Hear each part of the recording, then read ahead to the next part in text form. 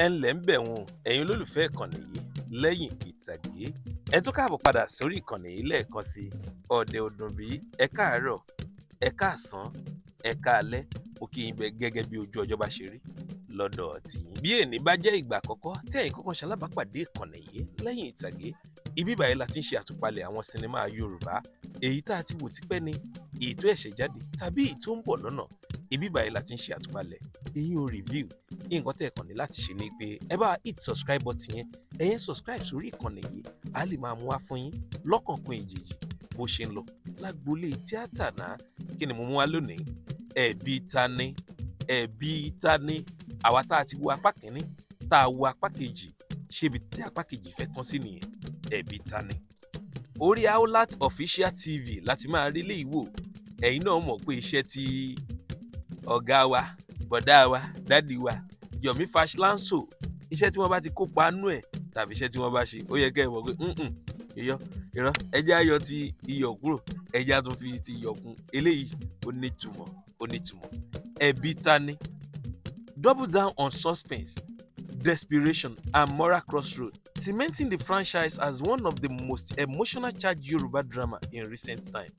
The sequel doesn't just conclude the story, it raises the stakes and deliberately leaves viewers hungry for more, making the question of part 3 unavoidable.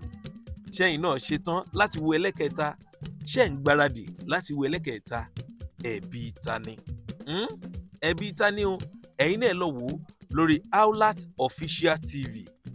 Is Ẹ̀bi Tani part 3 coming, and will it finally resolve the pain or deepen it? Ṣẹlẹ́kẹta wá ń bọ̀, ṣó máa wáyé ojútùú sáwọn ìṣòro ni àbùtún máa dákun àbí kí ni tẹ́yìn ń retí? Ṣé ẹ lérò pé ibi tí apá kìíní parí sí apá kejì parí sí ṣé ẹ lérò pé ibẹ̀ yẹn náà ló yẹ kí sinimá Ẹ̀bi Tani tán sí? Ẹ má wọrí, apá kẹta Ẹ̀bi Tani ṣì ń bọ̀ lórí Aolat Official TV lórí YouTube. Àwọn òṣèré wo lẹ máa láǹfààní láti bá pàdé ńbẹ̀? Ayonimofe Badejoko, Toyin Afolayan, Yomi Lanso, Jamiu Azeez àti ọ̀pọ̀lọpọ̀ òṣèré wọ́n deliver dáadáa. Ẹ wo ẹ má jẹ́ ń pọ̀ lọ́rọ̀ ẹ lọ wo Ẹ̀bi Tani lónìí lórí Aolat Official TV. Bẹ́ẹ̀ bá ti wá wò ó ń bò mí ẹ̀dá sinimá ni èyí ò dẹ̀ bójú mu. Lẹ́yìn ìtàgé lórúkọ ìkànnì yìí tó bá jẹ́ ìníjẹ́ ìgbà àkọ́kọ́ tí ẹ̀yin ṣẹ̀ṣẹ̀ ń rí ìkànnì yìí ẹ má gbàgbé o láti subscribe sórí ìkànnì yìí a lè máa mú wá fún yín àwọn sinimá yẹn bó ṣe dùn bó ṣe nítumọ̀ nǹkan tá a wà ń bí fún nìyẹn torí ìgbádùn tí yín ló jẹ wá lógún àfẹ́ kẹ́ ẹ máa waste data yín kẹ́ ẹ kàn máa wò ẹ wà wo fíìmù míì tán ẹ máa sọ pé ló mú mi wo eléyìí ní ìsìn ṣùgbọ́n sinimá tẹ́ ẹ bá ti rí lẹ́yìn ìtàgé ó dùn ó nítumọ̀ torí ẹ̀ la ṣe sọ̀rọ̀ ńpa ẹ̀ torí ẹ̀ la ṣe review ẹ̀ torí ẹ̀ la ṣe àtúpalẹ̀ ẹ̀yin náà mọ̀ wá nà á wípé a kì í bá wọn hèrà tí ò lọ́mọ ọdún àti ẹ̀ kì í hèrà rárá ni nígbà wá hèrà tí ò lọ́mọ ọdún ẹ má gbàgbé láti subscribe sórí ìkànnì yìí o. Thank you so much.